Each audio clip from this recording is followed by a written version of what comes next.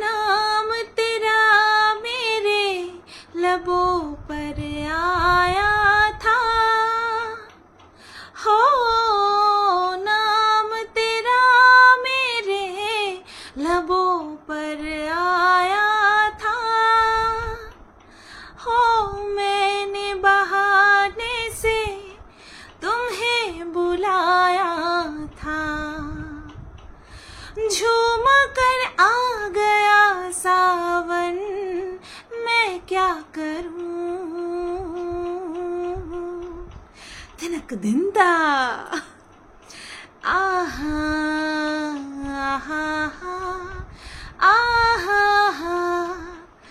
आहा, tip tip बरसा पानी, पानी ने आग लगाई, आग लगी दिल में तो दिल को तेरी याद आई, तेरी याद आई तो जल उठा मेरा भीगा बदन, अब तो ही बताओ सजन, मैं क्या करूं। হ্যালো বন্ধুরা, কেমন আছো সবাই? আশা করছি তোমরা সবাই ভালো আছো আর আমিও ভালো আছি। কেন বলো তো এই যে হ্যালো বন্ধুরা কেন করলাম? যেই গানটা করেছি সেই গানটাতে যদি কপিরাইট দিয়ে দেয় তোমরা বুঝতে পারবে যে সুতপা কি গান করেছিল। টিপ টিপ বর্ষা পানির একটা স্ট্যান্জা করেছিলাম, ঠিক আছে, মেয়ের স্ট্যান্জাটা। তো যাই হোক, এই ভিডিওটা দুটো টপিকই সিরিয়াস বিষয় নিয়ে হবে। প্রথমে হচ্ছে আজকে অনেক দিন পর মন্দিরাকে নিয়ে কিছু কথা বলবো। অনেক দিন পর মানে মাঝে মধ্যে বলেছি, কিন্তু আজকে একটুখানি ধোলাই হবে, মন্দিরাকে ধোলাই হবে, ঠিক আছে। ছাড় দিতে দিতে দিতে দিতে আজকে এই জায়গায় পৌঁছেছে তো এই জায়গায় পৌঁছেছে তো সেই কারণে ছাড়া যাবে না। আর তারপরের যেই টপিকটা সেটা হচ্ছে নট আউটকে নিয়ে হবে, সেটাও মোস্ট সেন্সিটিভ টপিক, ঠিক আছে। তো চলো প্রথম টপিকটা নিয়ে বলি। সেটা হচ্ছে আমরা সবাই দেখতে পাচ্ছি যে একটা মানে কি বলবো, ওটাকে গ্রহদশা চলছে। মন্দিরাদের ফ্যামিলিতে একটা গ্রহদশা চলছে, একের পর এক লেগেই আছে। প্রথমে সোমনাথের দিয়ে শুরু হলো, না ভুল, প্রথমে জয়ীর দিয়ে শুরু হলো। জয়ীর হলো মামস, ঠিক আছে, জিভে ঘা।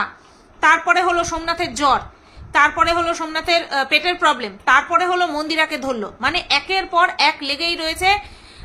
প্রায় মনে হয় 15-20 দিন হতে চললো, মনে হয়, আমি যদি খুব ভুল না হই, 15-20 দিন হতে চললো শরীর খারাপ চলছে। এবং এমনই শরীর খারাপ যে বাড়িতে বসে কিছু অ্যাপ্লাই করলো সেরে যাচ্ছে, মানে হোম রেমেডি যেটাকে বলে, সেটা কিন্তু নয়, রীতিমতন ওদেরকে ডাক্তারের কাছে দৌড়াতে হচ্ছে। হ্যাঁ, তো বেশ গুরুতর রোগেই কিন্তু 3 জন মিলে আক্রান্ত হচ্ছে। তো ঠিক আছে, চলো, শরীর থাকলেই রোগ হবেই, কিন্তু সেই রোগ থেকে কি করে পরিত্রাণ পাওয়া যায় সেটাই হচ্ছে ফার্স্ট বিষয় আমাদের। তো সেটা করছেও। সোমনাথকে দেখি যেটা হয় সেটা নিয়ে ওয়ারিড হয়, মাত্রাতিরিক্ত ওয়ারিড হয়ে যায়। অতিরিক্ত ওয়ারিড হলেও কিন্তু আমি সোমনাথের উদ্দেশ্যে বলছি, আমরা একটা রোগ হলে পর অবশ্যই চিন্তার বিষয়, কিন্তু সেটাকে নিয়ে যদি দিনরাত আমরা রিসার্চ করতে থাকি না, সেটা ঠিক হওয়ার পরিবর্তে আমাদের মনের মধ্যে এফেক্ট করতে থাকে। আর মনের মধ্যে যখন, মাথার মধ্যে যখন এফেক্ট করে, তখন সেটা পুরোপুরি আমাদের যে ডাইজেশন ক্ষমতা না, সেই পাওয়ারেও কিন্তু এফেক্ট করে, ঠিক আছে। তো এই যে অতিরিক্ত টেনশন করা, অতিরিক্ত রিসার্চ করা, এইগুলো থেকে কিন্তু নিজেকে সরাতে হবে। তুই নিজেই বলছিস যে আমি আর বারবার বলবো না রোগ হয়েছে, তোমরা বোর হয়ে যাবে, রোগগ্রস্ত ব্লগ না। আমাদের প্রত্যেকের রোগ হয় এবং সেই রোগটা সম্পর্কে সচেতন থাকাটা খুব জরুরি, যে এটা হলে পরে এইভাবে চলতে হবে, ওইভাবে চলতে হবে। আমরা মানে ডাক্তারদেরই রোগ হয়, তারাও মানুষ, তাদেরও রোগ হয়, তো এটা খুব স্বাভাবিক একটা বিষয়। কিন্তু সেটা নিয়ে একেবারে ঢুকে যাওয়া সেটার মধ্যে, এটা কিন্তু শরীরের মধ্যে অনেক রকম পরিবর্তন আমাদেরকে, মানে রিয়াকশন এটা কিন্তু হয়, ঠিক আছে। তো সোমনাথের পেটের প্রবলেমটা ঠিক হচ্ছে না, আর যদি পেট না দেয় না, পেট সঙ্গ না দেয়, তাহলে কিচ্ছু ঠিক থাকে না আমাদের। আর সবচেয়ে তাড়াতাড়ি এফেক্ট করে পেটে। তোমার যদি একটুখানি হাতটাও কাটে না, মনে হয় যেন পেটে এফেক্ট করছে। এটা জাস্ট একটা কথার কথা, ঠিক আছে। তো সোমনাথকে বলবো অতিরিক্ত ভাবিস না, ডাক্তারবাবু যা বলছেন সেটা দরকার পড়লে আরো দুটো ডাক্তারবাবুর সাথে যাচাই কর, কিন্তু সারাক্ষণ ওই বিষয়টা নিয়ে পড়ে থাকিস না। এই সুগার নিয়েও কিন্তু তুই এরকম করিস, এরকমটা করা ভালো না। এটা মনের উপরে এফেক্ট ফেলবে, আর মনের উপরে যদি কোনো কিছু এফেক্ট ফেলে সেটা সরাসরি একদম ডাইজেশন পাওয়ারে গিয়ে কিন্তু অ্যাটাক করবে। এটাও কিন্তু সাইন্টিফিক মানে কি বলে ওটাকে, আরে বল না, বিষয় আছে এর মধ্যে। তুই দেখিস, খুঁজে নিস, বা এটাও সার্চ করে নিস যে অতিরিক্ত টেনশন করলে ডাইজেশন পাওয়ার কিন্তু স্লো হয়ে যায়। তোর এখন ডাইজেশন পাওয়ারটা বেশি হওয়া দরকার। তো চলো এবার চলে আসি মন্দিরার কথায়। সোমনাথকে তো তাও বললাম, মন্দিরাকে বলছি জিভে লাগাম দে, ঠিক আছে? জিভে লাগাম দে, সব সময় সবকিছু নিয়ে অতিরিক্ত বাড়াবাড়ি করিস না। মানুষই বলে যে আমাদের জিভে সরস্বতীর বাস, দিনের 24 ঘন্টার মধ্যে একটা নির্দিষ্ট সময় সরস্বতী কিন্তু ভর করে, ঠিক আছে? আর সেটা মানে কেন বলে, এটা আদৌ সত্যি কিনা আমি জানি না, কিন্তু মানুষের একটা বিষয় আছে যে একটা বিষয় নিয়ে আমরা যদি সবসময় ভাবতে থাকি সেটা পজিটিভ কি নেগেটিভ, সেটা কিন্তু জীবনে এফেক্ট করে। এটার পেছনে কিন্তু সাইন্টিফিক একটা বিষয় আছে। আমি যদি একটা বিষয় নিয়ে ভাবি ও না আমার দ্বারা হবে না, আমার দ্বারা হবে না, আমার দ্বারা হবে না, হবে না, আর আমি যদি চেষ্টা করি কমসে কম সেই বিষয়টাতে পুরোপুরি সাকসেসফুল না হই, কিন্তু তার সেখান থেকে কিছু আমি শিখতে পারবো যেটা কিনা আমাকে পজিটিভিটি বহন করে নিয়ে আসবে। তো এটাই বলছি, এই যে তুই কথায় কথায় একটা রোগের নাম বলিস না, এটা বলা বন্ধ কর। সোমনাথ ঠিকই বলেছে যে তোমার কোনো জায়গায় কোনো একটু কিছু হলেই তুমি ওই রোগটার নাম করো। কেন রে, কেন ওই রোগটার নাম করিস? গলা জ্বলছে, অন্য কোনো কারণেও তো হতে পারে। এই তো অ্যাসিডের রিফ্লেকশন হচ্ছে, সেটা অ্যাসিডের রিফ্লেকশনে গলা জ্বলছে, আজ কমেনি, দুদিন খা তারপরে কমবে, ওষুধ খা, দুদিন খা তারপরে কমবে। এই বদ অভ্যাসটা তো তোর একদিনে তৈরি হয়নি যে রোগটা তোর একদিনে সেরে যাবে। এইগুলো কি সমস্ত কথা তুই জানিস? তুই যেই রোগের কথা বলছিস, এত ইজিলি বলছিস, সেই রোগের মধ্যে যারা পড়ে তাদের কি সাফার করতে হয়, কি যন্ত্রণা তাদের হয়। খবরদার তোর মুখ থেকে যেন আর কোনোদিনও না শুনি তুই এই কথাটা বলেছিস। দেখিস তোর মুশকিল আছে, তাহলে বলে রাখলাম আমার তরফ থেকে তোর অনেক মুশকিলের সামনাসামনি হতে হবে। তুই এই রোগের কথা শুধু অন ক্যামেরা না, অফ ক্যামেরা মনের মধ্যেও আনবি না, মনের মধ্যেও আনবি না। এই রোগ যে কি ডেঞ্জারাস রোগ, যারা যায়, আমি বিশ্বাস করো, আমি জীবনে মনে হয় না কোনো কিছুকে এত ভয় পাই।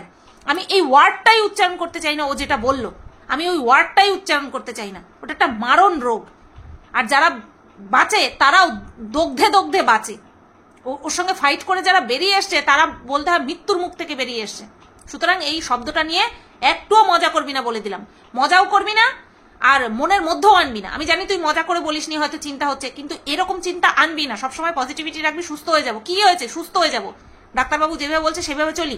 লাইফটা তো উচ্ছৃঙ্খলতায় পরিপূর্ণ, তার রোগ ব্যাধি তোদের ঘরে থাকবে না, কোথায় থাকবে? যারা শৃঙ্খলা পরায়ণ তাদের শরীরেই রোগ বাসা বেঁধে থাকে, আর তোরা তো উচ্ছৃঙ্খল, তোরা উচ্ছৃঙ্খল, এ টু জেড উচ্ছৃঙ্খল, তা তোদের ঘরে রোগ ব্যাধি থাকবে না? নিজেকে একটা নিয়মাবলিতে বেঁধে নে, তারপরে দেখিস সব ঠিক চলবে। বুঝতে পেরেছিস? এই গেল, আচ্ছা করে ধোলাই দিতে হয়, বদ মেয়েটা। এবার আসি নট আউটকে নিয়ে। তো নট আউটের আজকের ভিডিও দেখলাম, তার 2-3 দিন পর পর আমি করি তো ওদেরকে নিয়ে ভিডিও।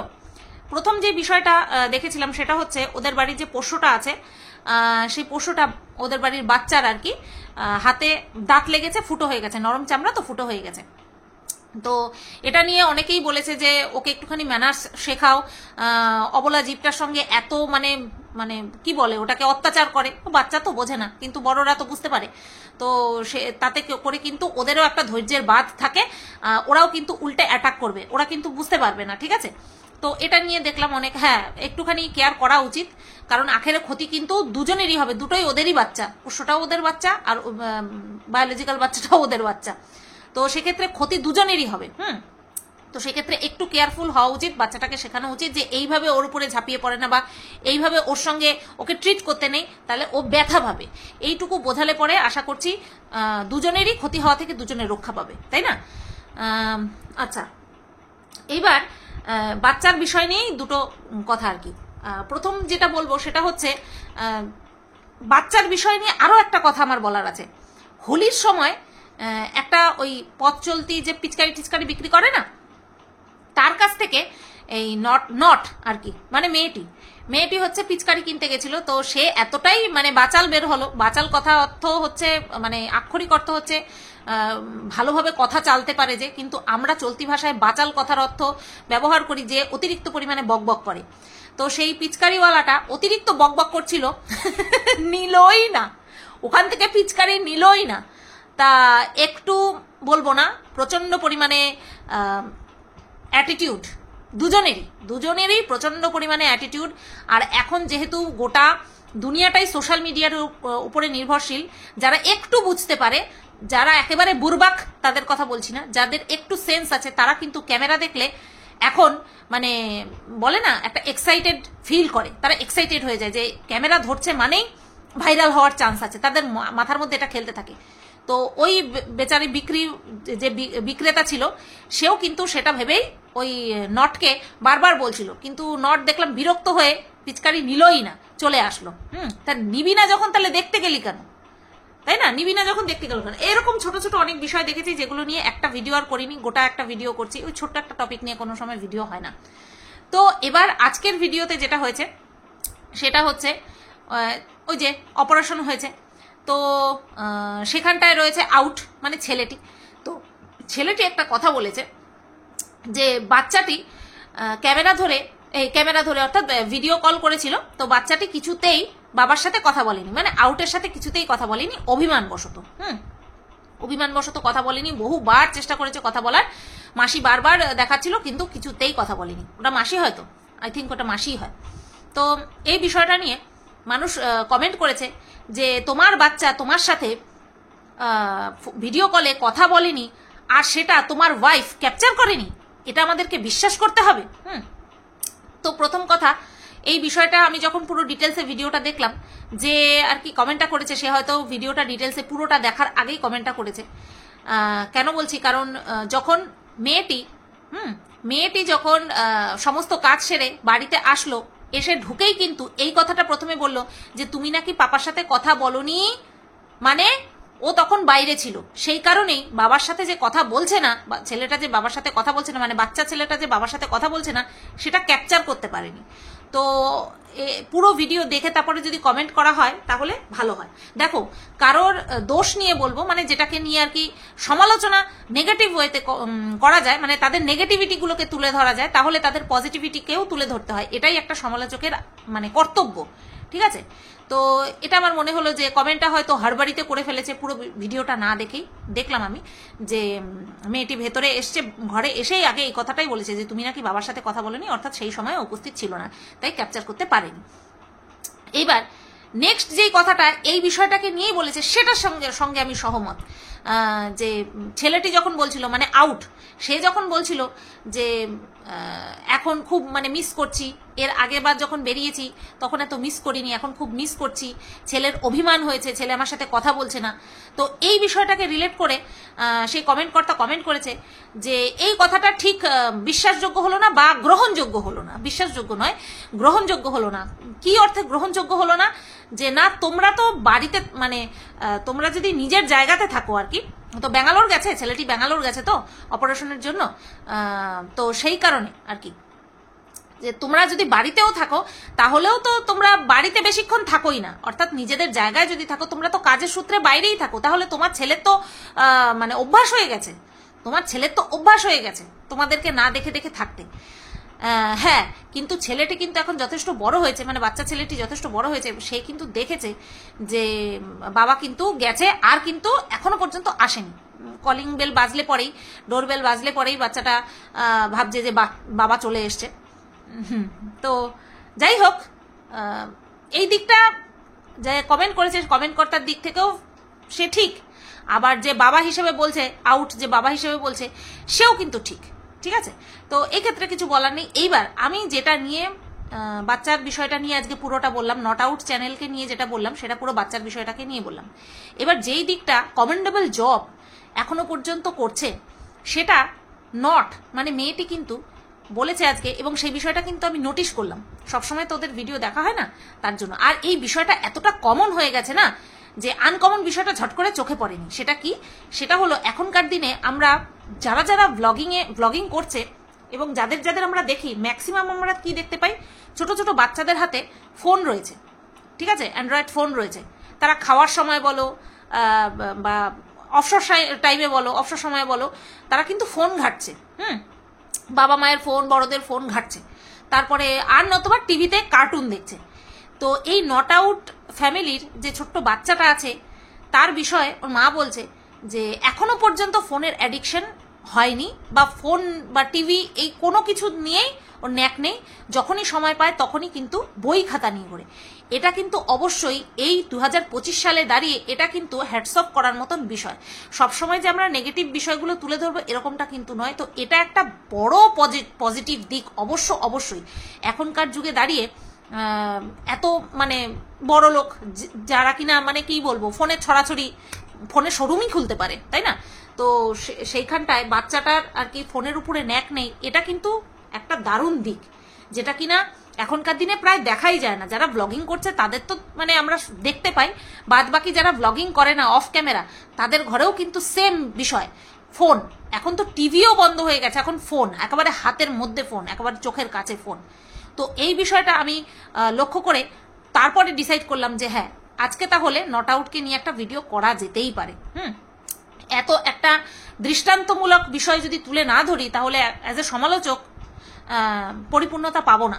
তার জন্য এই বিষয়টা নিয়ে বললাম, ঠিক আছে? তো চলো এই ভিডিওটা এই পর্যন্তই রাখলাম। এইভাবে যেই জিনিসগুলো চোখে পড়বে সেই জিনিসগুলো না অবশ্যই বলবো। যেমন কিনা এই নট যখন এই অপারেশনের জন্য যায়নি তখন কিন্তু বেশ কিছু মানুষ কমেন্ট করেছিল যে তুমি গেলে না, তোমার এদিকে এই ফেস্টিভ্যাল রয়েছে সেই কারণে তুমি গেলে না, ঠিক আছে? তো তারপরে বলেছে যে এই যে যখন চলে যাচ্ছে হাজবেন্ড, যখন চলে যাচ্ছে আউট, যখন চলে যাচ্ছে তখন দেখা করার জন্য এই যে একটা মানে সিনেমাটিক সিন, একটা ড্রামা করলো ওরা, যে ওর ফ্লাইট পৌঁছে মানে বোর্ডিং হওয়ার টাইমের আগে আমি কি পৌঁছাতে পারবো, দেখা করতে পারবো, সেই যে একটা হাঁপাধাপি করে পৌঁছানো, এটা একটা জাস্ট নাটকীয় লেগেছে। কারণ এমন না যে বিদেশ বিভইয়ে চলে যাচ্ছে, তোমার বছর 2-4 পরে আসবে, এরকম একটা আবভাব করলো। মানে একটা সিনেমা, নিজেদেরকে হিরো হিরোইনের থেকে কম কিছু ভাবে না। তো এটা তার জন্যই এটা হয়েছে। আর আজকে দেখলাম যে মানে কি বলবো, হাঁটতে গিয়ে ওই যে বলে না ওদের যে দোকানে জিনিসপত্র আনতে গেছিল মেয়েটি, সেই রাস্তা দিয়ে হাঁটছে, বলছে কি করে হাঁটবো বাবা, কি করে হাঁটবো। তখনই মনে হয় যে এত শো অফ না করলেও হয়, এত অ্যাটিটিউড ভালো না। ওখানে বহু মানুষ হাঁটছে আর যথেষ্ট ফাঁকা ছিল, হাঁটছে যে যথেষ্ট ফাঁকা ছিল। ও এই নট আউটকে কোথায় পাঠিয়ে দিতে হয় জানো? ওই যে আরে 2050 সালের একটা সেই ইয়ে বেরিয়েছিল না, আরে প্রিয়াঙ্কা চোপড়া আর হারমান বাভেজা একটা বই করেছিল না, একটা মুভি করেছিল যেখানে প্রিয়াঙ্কা চোপড়া মরে গিয়ে আবার জন্ম নেয়, সেই 2050 সালে গিয়ে জন্ম নেয়। আর বইটার নাম, মুভিটার নাম মনে পড়ছে না, ঠিক আছে? তো যাই হোক, সেই জায়গায় পাঠিয়ে দেওয়া উচিত যেখানে ওরা আকাশ দিয়ে চলাচল করবে। আউটকে তো অটোওয়ালা সোয়াগ দেখিয়ে চলে গেছে। একজন লিখেছে সোয়াগ কি শুধু তুমি দেখাবে, অটোওয়ালারও সোয়াগ থাকে। আরে অটোওয়ালাদের সোয়াগ বেশি, অটোওয়ালা ক্যাবওয়ালা এদের সোয়াগ বেশি। তো যাই হোক, চলো আরেকটা জিনিস দেখলাম, এই যে আউট এত তোমার হেলথ কনসিয়াস, বাইরের খাবার খায় না, তারপরে উল্টোপাল্টা রান্না হয়ে গেলে খায় না, নিজেরটা নিজে তৈরি করে খায়। অথচ তাকে কি দেখা গেল, নার্সিং হোম থেকে ড্রেসপত্র চেঞ্জ না করে ডাইরেক্ট কিচেনে ঢুকে গেছে, খেতে বসে গেছে। তো এই বিষয়গুলো, এই পরিষ্কার পরিচ্ছন্নতাটা কিন্তু মানা উচিত। হসপিটাল বলো, নার্সিং হোম বলো, সেখান থেকে এসে ড্রেসটা চেঞ্জ করে ফ্রেশ হওয়া উচিত। স্নান যদিও বা না করতে পারি তাহলে ফ্রেশটা কিন্তু অবশ্যই হতে হয়। হসপিটাল, নার্সিং হোম বলো, হাওয়াতেই জীবাণু ঘোরাফেরা করে, তাই না? তো সেখান থেকে এসে অবশ্যই পরিষ্কার পরিচ্ছন্ন হওয়া, ক্লিন হওয়াটা ভীষণ পরিমাণে নেসেসারি। তো এরা মানে কি বলবো, এরা ভিন্ন ভিন্ন জায়গাতে আর কি সফিস্টিকেটেড, বাদ বাকি জায়গায় আমাদের থেকেও পাতি, বুঝতে পেরেছো? তো চলো ভিডিওটা এই পর্যন্তই রাখলাম। কেমন লাগলো অবশ্যই কমেন্ট করে জানিও। ভালোবাসা দেখিও ভিডিওতে ভালোবাসা দেখিও, বুঝতে পেরেছো? মানে ভিউজ। সবাই ভালো থেকো, সুস্থ থেকো, টাটা, গুড নাইট।